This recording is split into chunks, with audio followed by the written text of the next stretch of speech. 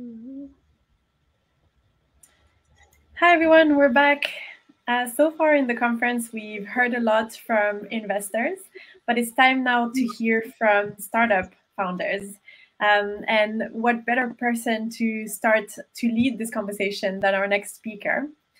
His name is Amr Awadallah. He's the founder and ex-CTO of Cloudera, and he's also ex-VP at Google Cloud and Yahoo. And to moderate the conversation, Salma Hariry, founder and CEO of Scale-Up Ventures. The floor is yours, guys.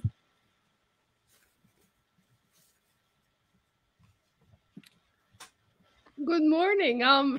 How are you? I'm doing well. How are you? Very well, very well. It's awesome to have you on the vested stage, even though it's a virtual stage.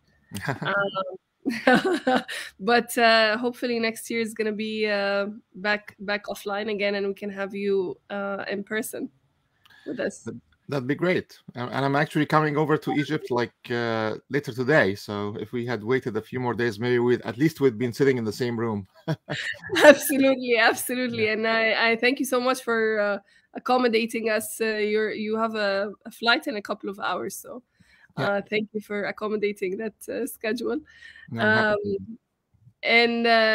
So we've been really, this edition is about investment, and we're really trying to pose the question of what does it take to actually build a conscious tech tomorrow, and hear from the investment side of things of how challenging it is to basically bring those startups to market, and what the investors are looking for. What are the challenges that the investors are facing today in the market? And we wanted to also highlight, because it's harvest, the theme is harvest, wanted to highlight successes of the past 10 years. And definitely success stories, even if it's in a different part of the world, can be a great contributor to the ecosystem. And you have been actively investing since before even the IPO that you've had.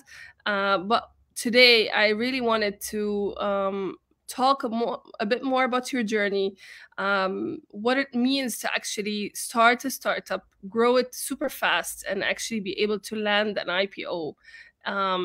So can you tell us a bit more about your journey? I mean, that's a very open-ended question. I can keep talking for hours if you leave it like that. But yeah, I'll say any startup journey has 3 phases that they have to go through. I mean, there's many phases, but I would say 3 key phases. The first phase is the founding phase, and it's just like bringing the team together and having some sort of idea that's what we're going to go after. So that's the first phase.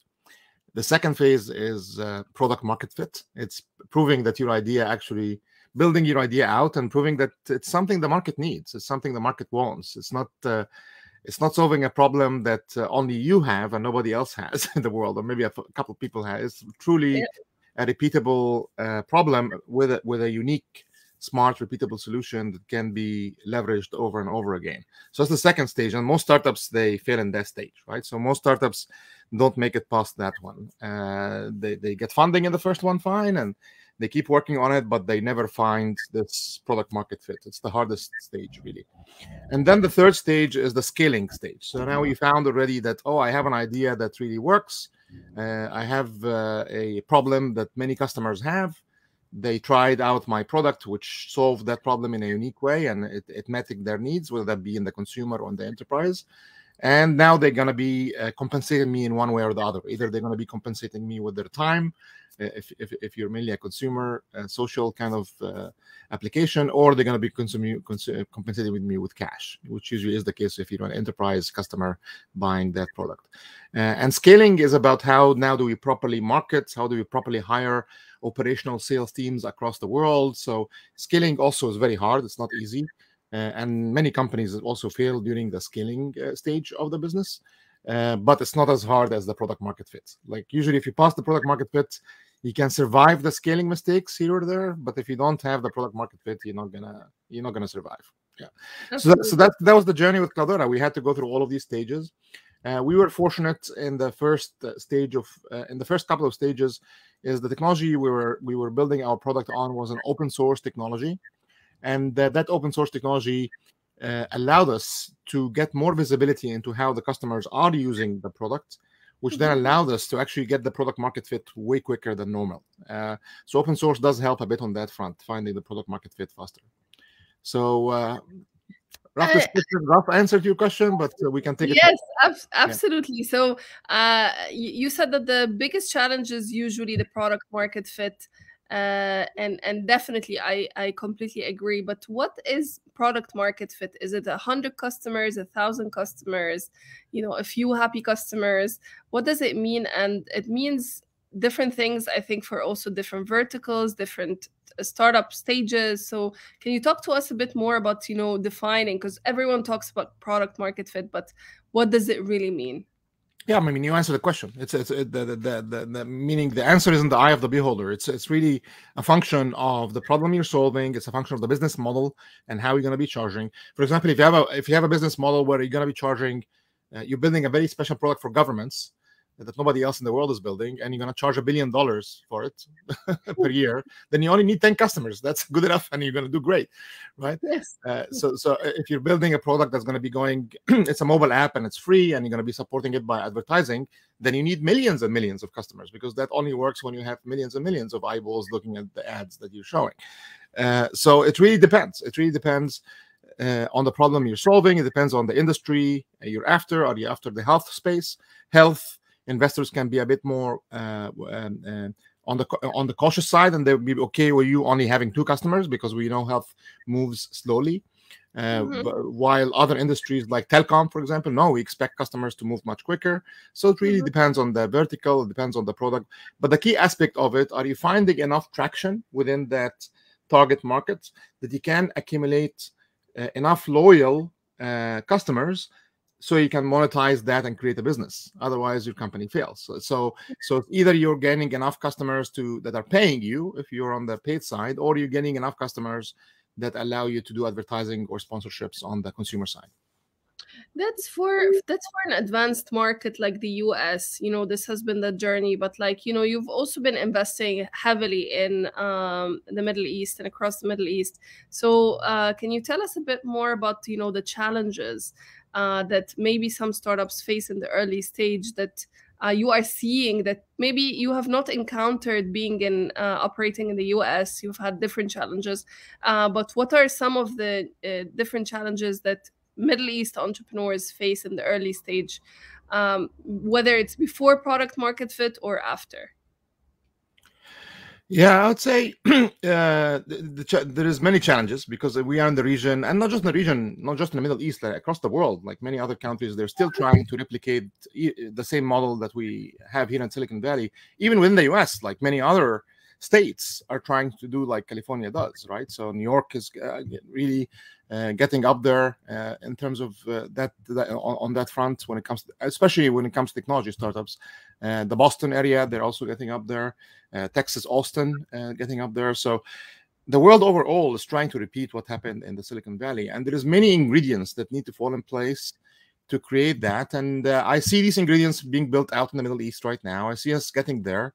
The most important thing is patience. Like, this is not going to happen overnight. It takes time. It takes time to build a healthy, dynamic startup ecosystem. The Silicon Valley took 70 years to be created. Like the Silicon Valley started about 70 years ago. One of the very first startups that marked that beginning was Hewlett Packard. And Hewlett Packard was started in a garage here in Palo Alto. I live in Palo Alto myself. So if you ever visit Palo Alto, one of the key sites you should go see is where's that garage where Hewlett and Packard started HP, which was the beginning of Silicon Valley. But again, I digress. 70 years ago. So we need to be patient. But the ingredients that we need to have in place, first is we need to have very smart, ambitious people. We need to have smart people that can solve problems in innovative ways. Of course, that's required for entrepreneurship to succeed. But we also need them to be willing to take risk. They're willing to, I'm going to leave this very well-respected government position, or I'm going to leave this very highly paid position at this bank, or at this big software company, or this big construction company with a very nice salary. I'm going to leave all of that. I'm going to jump and start a company. And that company might work, and it might not work. That takes a lot of guts and takes a lot of courage to do that.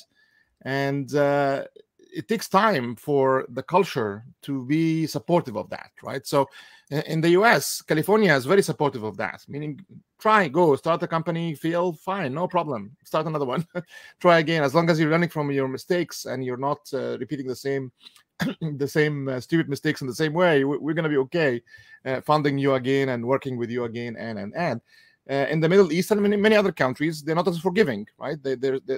Like failure is still being looked at as a fault of the person always, when sometimes it is the fault of the person, but in many cases it's not. It's the environment, it's the timing. Like Steve Jobs failed many times in his career, right? So before the iPhone, which we all have today, there was a product that Apple created called the Newton, and Newton was a massive failure.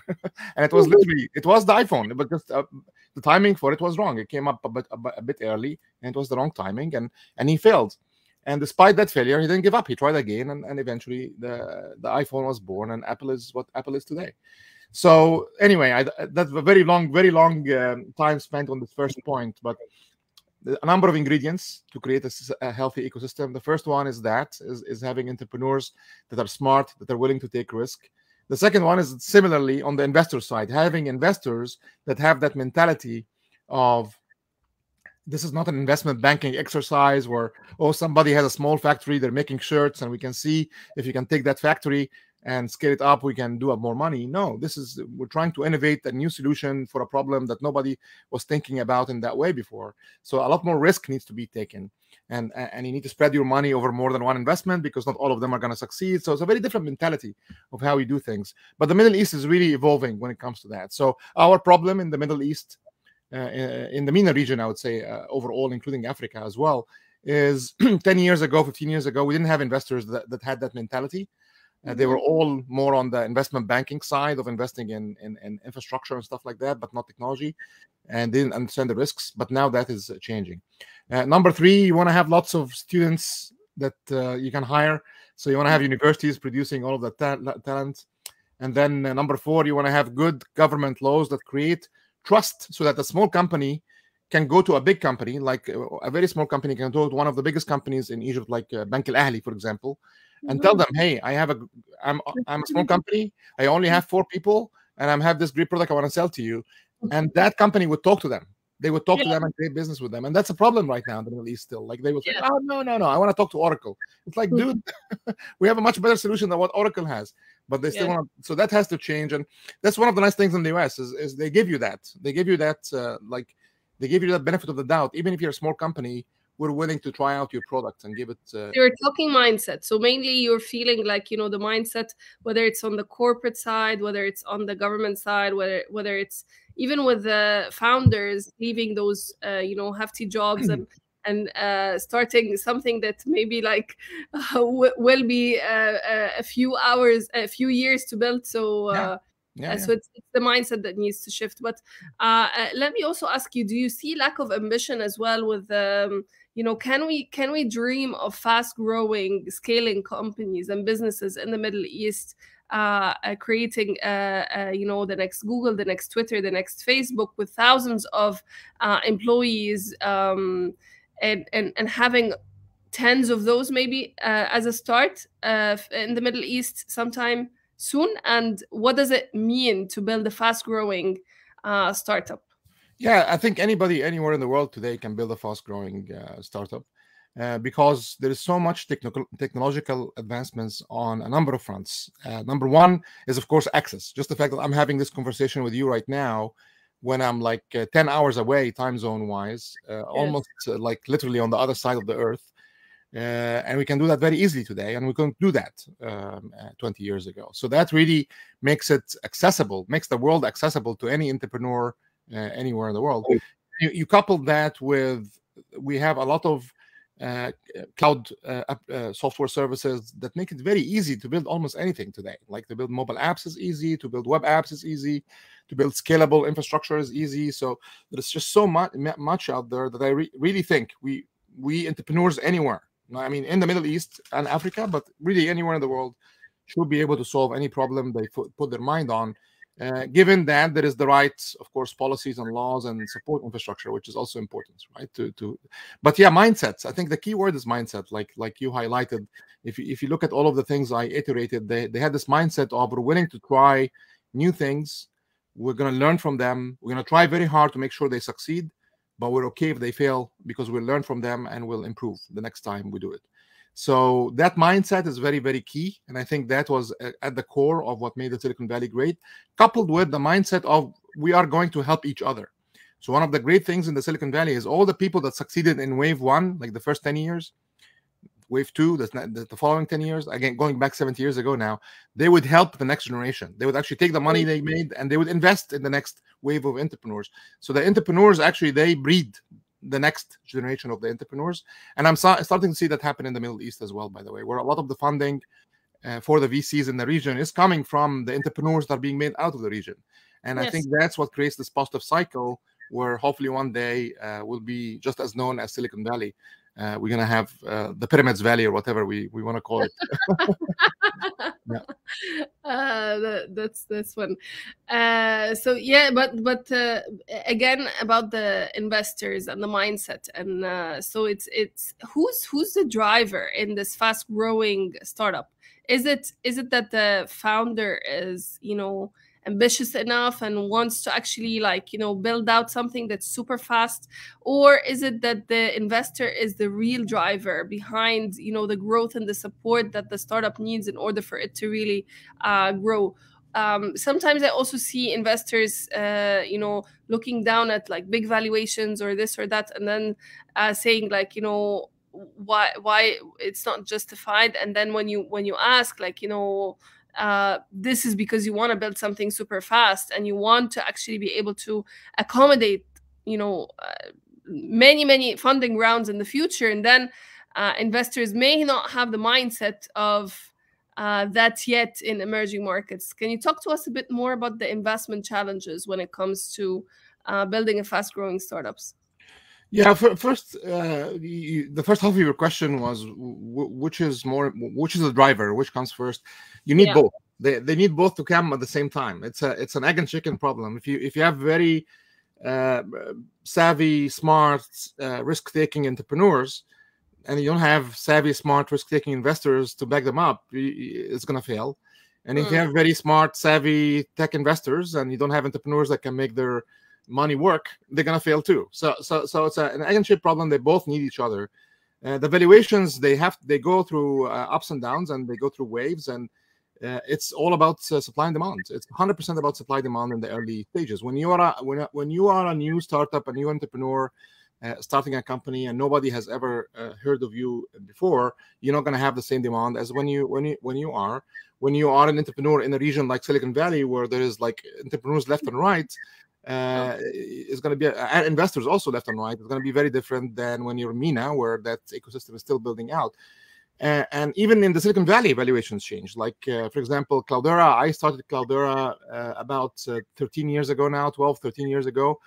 Back then, round A was normal for companies to only raise 5 million in round A, and that what was high when you're raising round A at 5 million raised, and then the valuation would be in the order of 10 million. That was back then in the Silicon Valley. Not so that was roughly what Cloudera was, and it's not exactly but roughly 5 million on 15, and that 5 million on 10 million premium before the money, not pre-money, not post-money.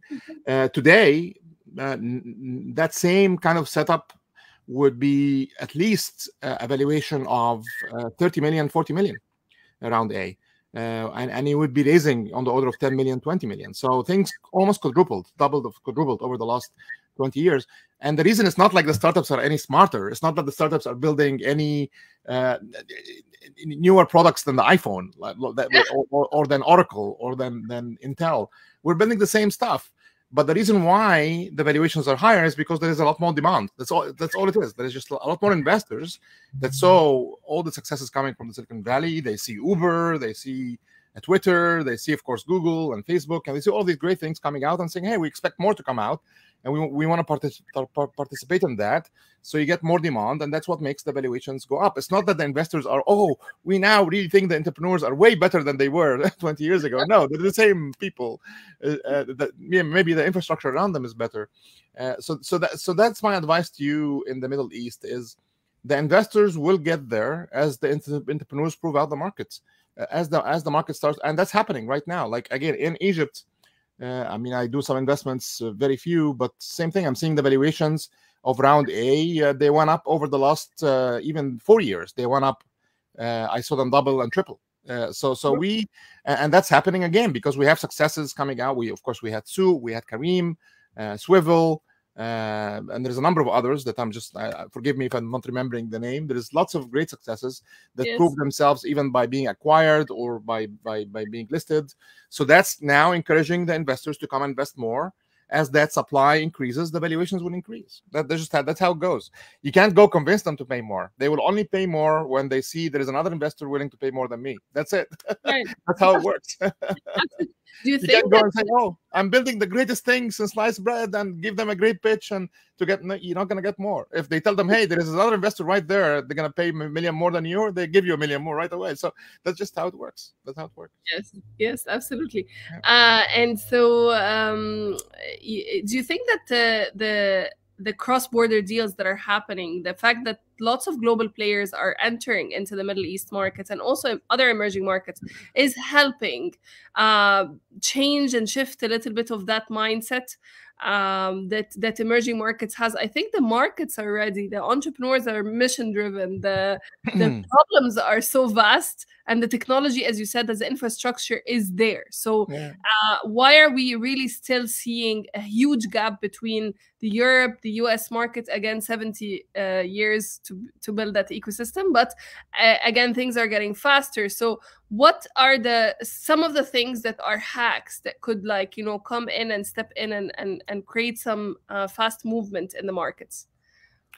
There is no hacks. There is no secrets here. The way to move forward and grow and do better in this space is to deliver results, right? That's it. So the more that we deliver successful startups out of the region, the more that we will attract investment from outside. So you're right. There is very good signs of investors coming in from the outside.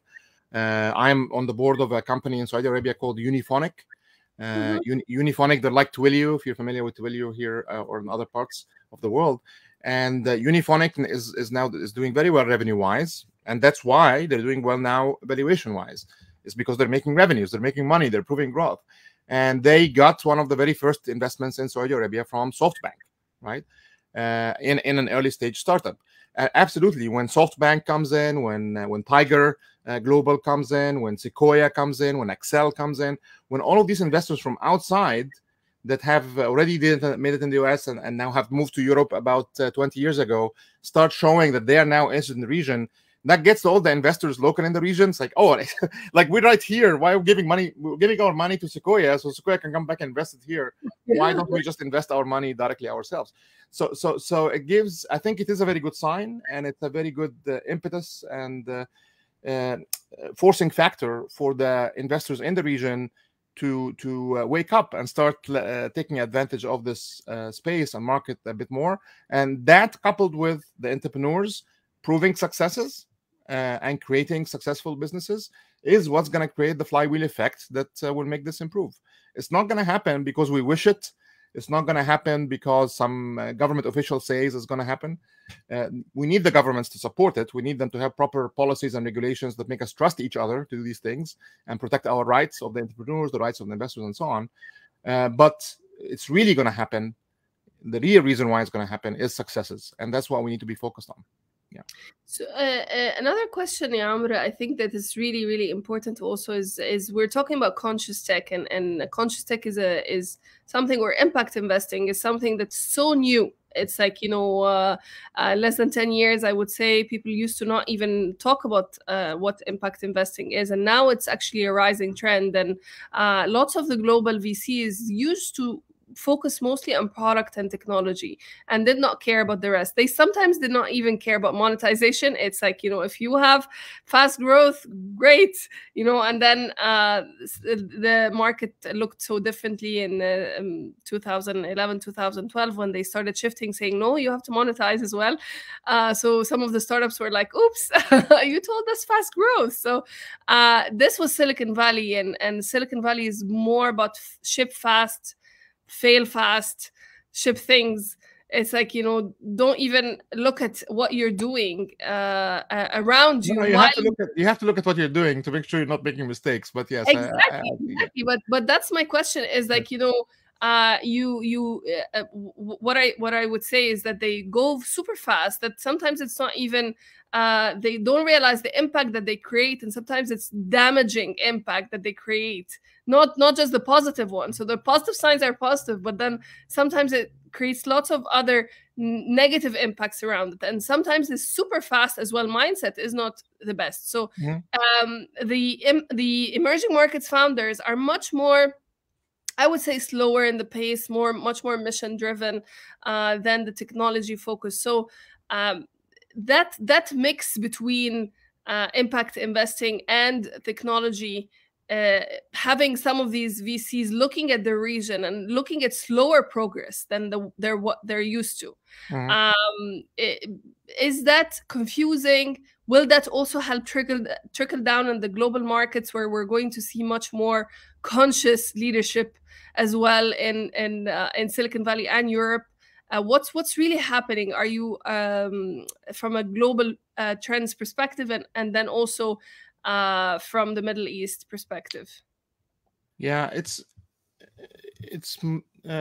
so I don't think we should conflate these two things, meaning we should not conflate the speed of execution and how fast things can move with conscious tech. They're not the same thing.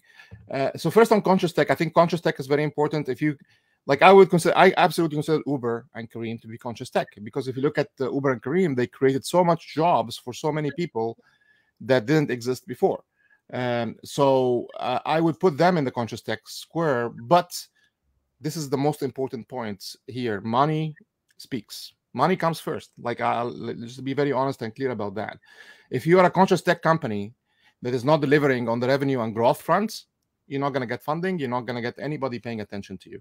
If you're a successful technology company that is making money left and right, then you'll be able to do a lot of conscious tech stuff. So that's usually how you need to be focused on creating a successful business that is solving a real problem in a repeatable way that makes money. And then how can I fit conscious tech within that, not the other way around? Because again, investors are greedy. Unfortunately, that's how it is. Otherwise, go create a charity, and you can go create a nonprofit organization. And there is a number of like Change.org. Change.org is a service that is so useful, and they try to make it as a business, but they were all really about conscious tech, helping people drive change. So it was very hard. They had this conflict between their mission as a business and their mission as a conscious mission supporter. And they had at some point to flip from being a for-profit business to being a nonprofit, and now they're doing well as a nonprofit. And luckily, they had a very, I think Reid Hoffman supported them. I can't remember who exactly backed them up and saved them. But look them up. Look up the story of Change.org and how they evolved. So the key point there is conscious tech is nice, and it's a bonus. If I see a startup that both has a potential to do good money, but also conscious tech, then yes, then I like them more compared to somebody that does not. But if they don't have a clear plan of how they can make a successful business, then who cares? They're not going to be able to succeed. And they're better off as a charity or a nonprofit than as a startup. And then speed of execution. I am frustrated with speed of execution in the Middle East. I am myself, because I see how fast things move here in Silicon Valley, and we need to move faster. Our entrepreneurs in the Middle East, including some of the ones I funded, they might be listening to me right now. They just don't have this fire under them to move fast, and you need to move fast, because if you don't move fast, the world moves fast, right? There's people in China that's going to move fast. People in India are going to move fast. People in Europe, they're going to see your idea. They're going to build it quicker than you built it. And then now they're going to start to do the product market fit and reach the scaling stage quicker than you did. So yes. I agree with that perception of we need to be moving faster a bit. especially that we are the underdogs, right? If we were the winners, if we were the US, or if we were like, I don't know what in China, was Alibaba created in China? I don't know what's the Silicon Valley of China equivalent, but then fine, then you can move a little bit slower because you already proved yourself. We're still proving ourselves. So we need to be working extra hard, and we need to be moving much faster than we are today. Yes. I absolutely agree. I want to just comment on the Uber thing. Is I 100% agree on delivering on the revenues, delivering on the business model, but sometimes and that's why we call it conscious tech, not just impact investing, is basically the consciousness of the leadership is prioritizing sometimes stuff that maybe the drivers have to like do more hours in order for them to make a buck. Lots of these things that are not necessarily actually moves that are supporting. And again, the Karims and Swivels of the world are doing it in emerging markets much more differently. And I applaud them for that. But I think also seeing it from the Silicon Valley side, it's like, you know, don't care, just build global markets. And it became so it's kind of like a price war between the different players back in the US, and you see this as a fight, and there's, even though it starts as a beautiful mission of supporting and empowering all of these people from everywhere, but then it turns into an ugly reality of people really being glued and stuck, and health issues with drivers and stuff, and back pain and lots of other stuff that you can actually... I'm not saying Uber is perfect. Please don't get me wrong. I'm not saying Uber is perfect. But if you look at how many jobs they created across the world, it's still, you have to give them some credit. I mean, they did. But I agree with you. They have their problems too. Yes. Yes, it's mostly a crisis of conscious leadership as well as, like, you know, your best practices, are they really practices that are prioritizing ROI over other factors that you are impacting as well? Yes. Of course. You need to be balancing the factors. But if you don't have ROI, none of the factors matter. That's what I'm saying. Like, because your company is going to fail and you're going to shut down. So who cares if you're conscious or not? So the balance is the key word here. You're right, 100%. It's balance. You need to balance both, because if they're not balanced, then you're going to have a mismatch long term. Yeah. Absolutely. And I wanna just say to the audience that we are open for questions. So if anyone would love to hear questions from the audience. From the audience as well. And I'm gonna ask you another question that I'm personally intrigued about is, you know, if you have if someone's shadowing Amr Awadallah on day-to-day now basis, what would he now that you've done all of what you've done with Cloudera and off to other ventures here and there, is like, what are they going to be learning? What are the most lessons learned that you are applying in your day-to-day that, you know, you tell your younger self, and your younger self would be absolutely shocked that this is Amr Awadallah today? So I think this is kind of the wisdom that we need to pass on from one generation of founders to the others. So one of my favorite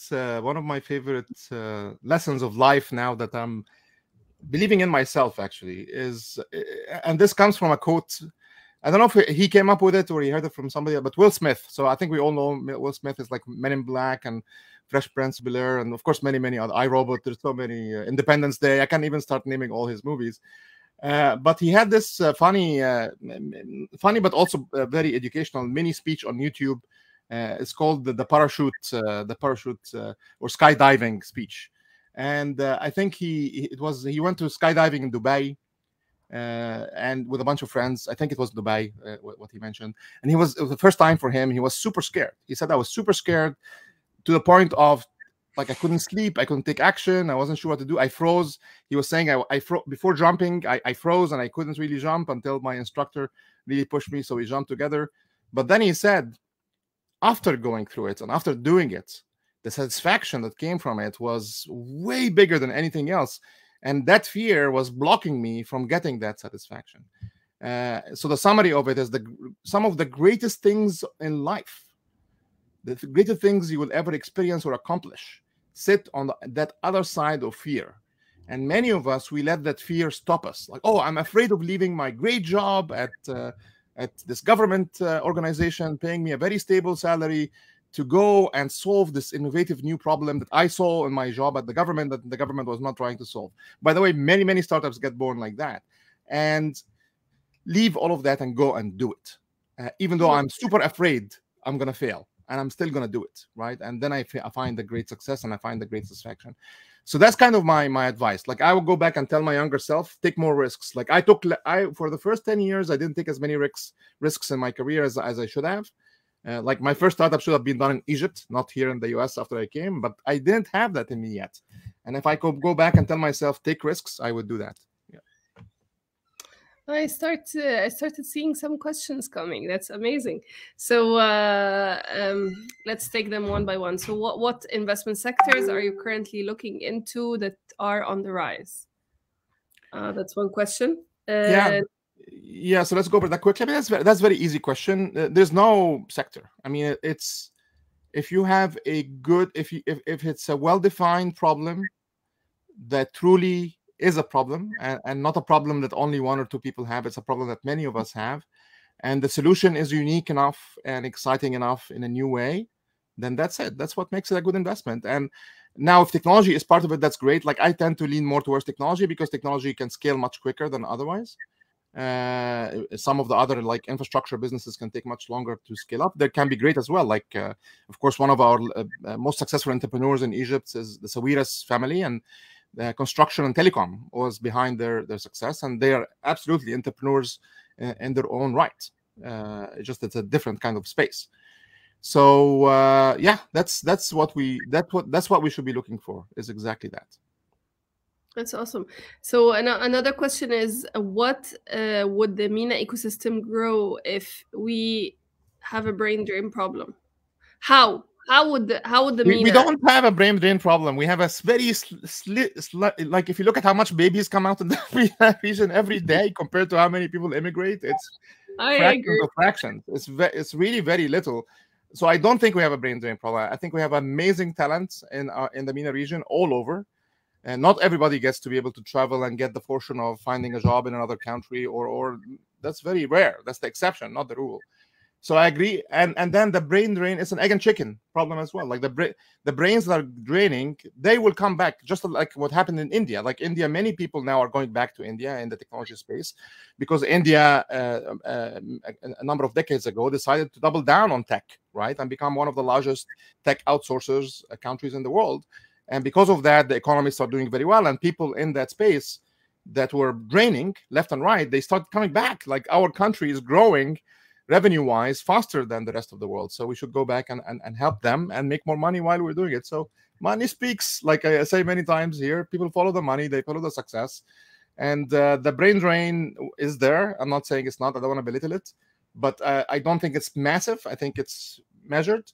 And I think once we properly do these things, we'll see a lot of talent come back, which I've started to see, by the way. I've seen some of my successful friends at Microsoft, at Google, going back to Egypt. Like, they're starting to happen. Yeah, absolutely. And then also the world is becoming much more global, and with remote work, you can really hire anyone anywhere. And the company is anyways registered somewhere, and then it operates out of somewhere else. And so there's lots of efficiencies now in different markets. So I don't think that Middle East startups, when an entrepreneur comes to me and tells me I can't find talent in the market to hire, I'm like, hello, welcome to the globe. Hire from the globe. You know, find the best salespeople in the world and hire them. Find the best tech people in the world and hire them. It's like, you know, you don't need to be tied to a specific geography, but again, there's lots of cultural and social and also, again, mindset issues. That, Same thing here in the US, by the way. The US had to go through that transformation. And now the US, like, in terms of hiring, is getting, especially when it comes to software and technology, is getting a lot more aggressive because of the talent limits in the US. And there are talent limits in the US. Like, if there's brain drain, it's what's happening here because of just the demand is off the charts. So they now are a lot more flexible and accepting of hiring in Mexico and hiring in all of South America, really, Brazil, Chile, Argentina, you name it. And the reason why they're reaching down on hiring that way is because same time zone. Like, the time zone is the only limitation in this worldwide. We speak over the web to anybody, anywhere. They could be on the moon, as far as we're concerned. The only problem is are they in the same time zone? Are they awake with me at the same time so I can talk with them? That's the only challenge we're still going to have in the future. So that's why they're optimizing that way. We have asynchronous communication as well now, so Yeah. that also helps. Yeah. So I guess we are solving the infrastructure one by one, and it's yes. We've been a remote company for the past 4 years, and discovering the tools and the laws and regulations, and then also the hiring and different challenges. But it's a fun ride, and I think it is very scalable. Some people have scaled to 1,000 employees without a single office in anywhere in the world. So it's doable today. Yeah. So it is doable, but I'll highlight it still requires good management. You have to have good management. You have to have good practices, good ethics. People, the work ethic culture, like I'm working not because my boss is waiting for me to finish a report. I'm working because I want to get things done. I want to see my company succeed. And my company here is every employee working at the company. That is very important for the remote work thing to work. I think one interesting question is one thing that you've learned in your childhood that stays with you till now and has helped you in your entrepreneurial journey. That's a very good question. I don't know who asked that question, but thank you for that. I would say one of the things my parents saw in me and then encouraged on me is curiosity, right? Being curious how things work. And I was always curious, how does the fridge work? How does the TV work? How does the phone work? And that was the phone back then with the thingy, the circle, for people that still know what that looks like.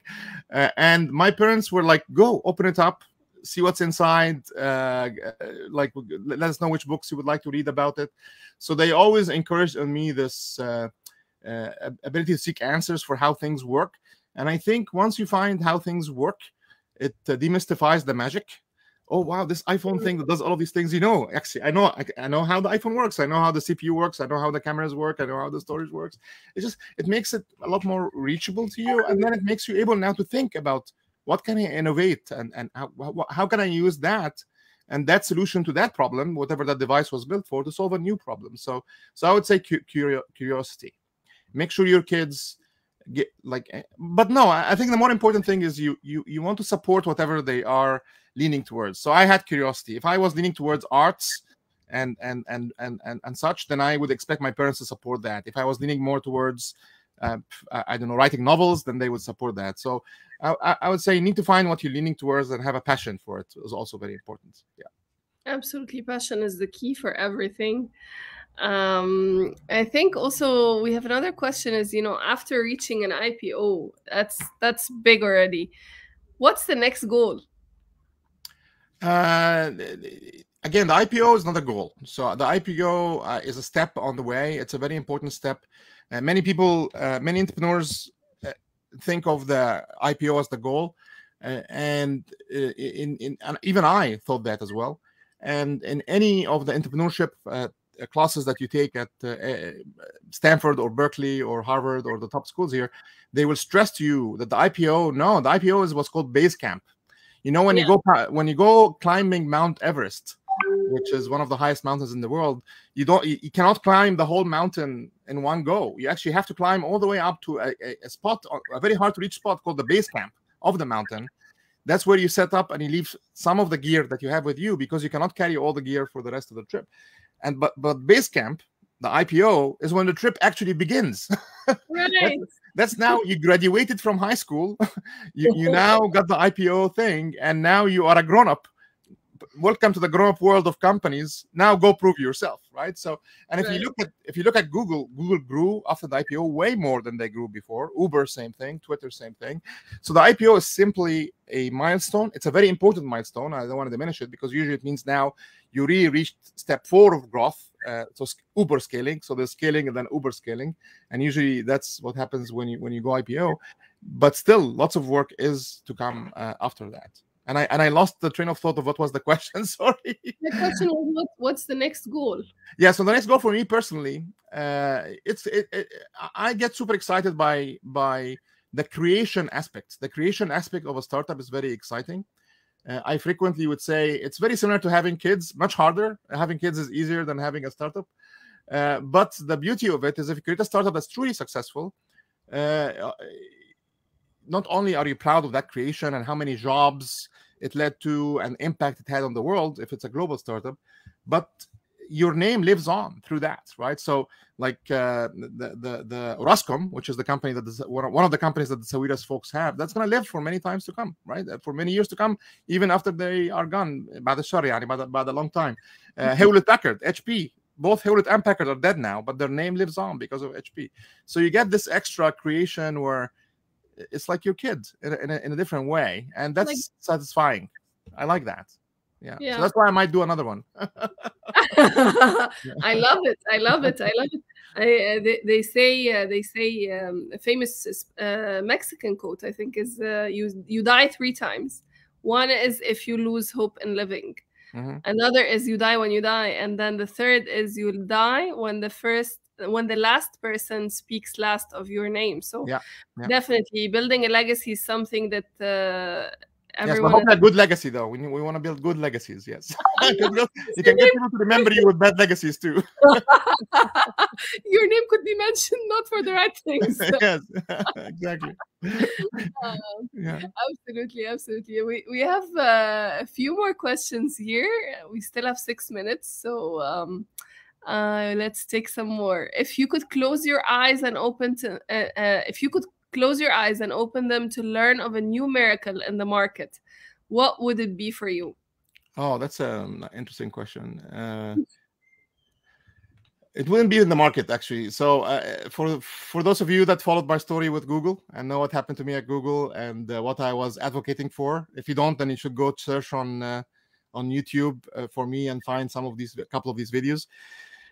But I would like to close my eyes, open up, and see a world, not just technology, or see the entire world shift away from us thinking about countries, us thinking of which religion I belong to, which gender I belong to, which race I belong to stop seeing all of that and just see each other as people. We are all people, regardless of what we believe in, regardless of where we live and where our luck led to us being born across the world.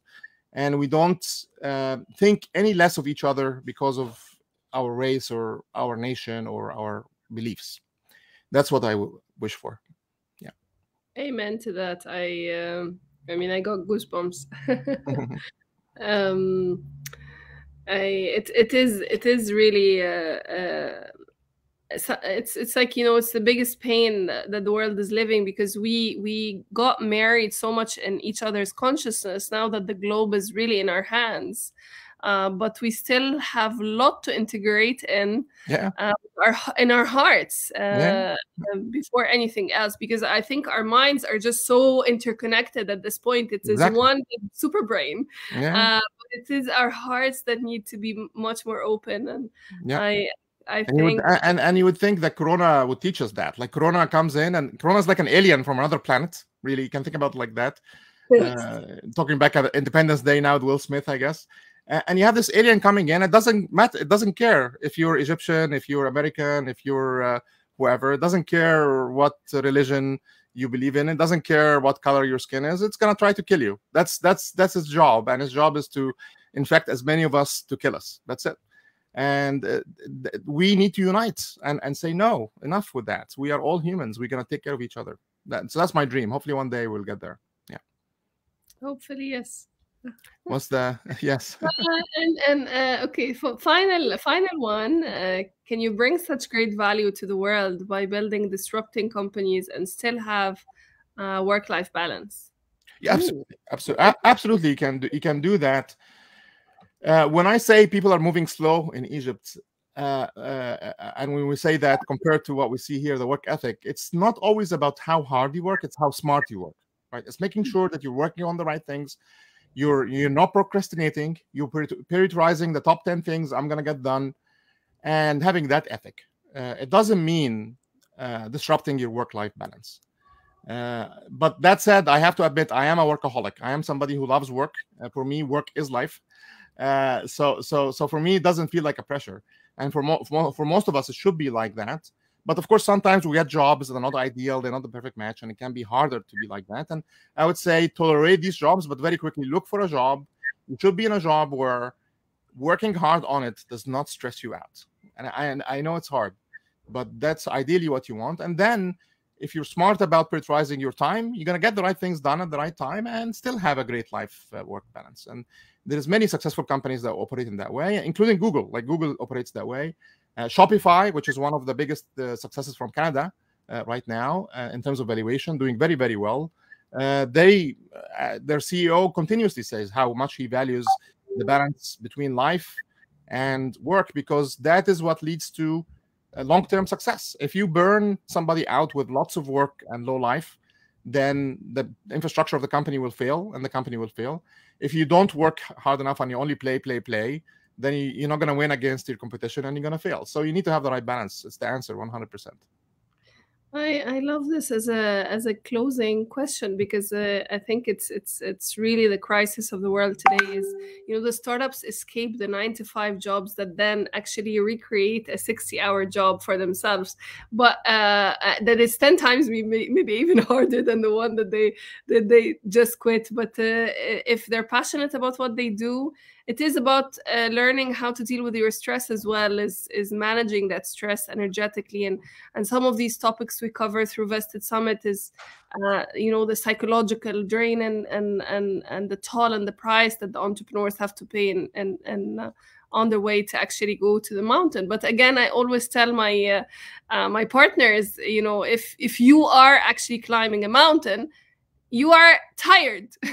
You are not like happy. Yeah. Yeah. No, you're right. That's a good analogy. You're tired and it's hard and you're sweating but you love it. You love it because you're going through it. Just like how Will Smith jumped out of that airplane for skydiving. You're overcoming all of that fear and all of that tired work to get that goal, to get that reward at the end, which is very important. Yeah, yes. I agree with you. That's a very good extension of the analogy. Yes. Thank you. Yes. All right, Amr, we don't want to keep you more waiting than this. You have my pleasure. My pleasure. Yes. But it was really, really a pleasure for you to step in with us virtually, and hopefully next year with us on stage. And to all the audience, the beautiful audience watching us, I thank you so much for your time as well and tuning in. And I'll leave the floor to Melody to tell us what's next. Thank you, Amr. Bye. Thank you both for this lively and engaging conversation. It was really great to hear about the different dynamics that drive the success or failure of startups, and about the importance of mindset. There were so many pearls of wisdom in this conversation. It was really great. So thank you. We're not done for today. There's still one more panel where we're going to be zooming in on the role of the banking sector to support startups and SMEs, particularly in Egypt. So come back in a few minutes for this last panel for today.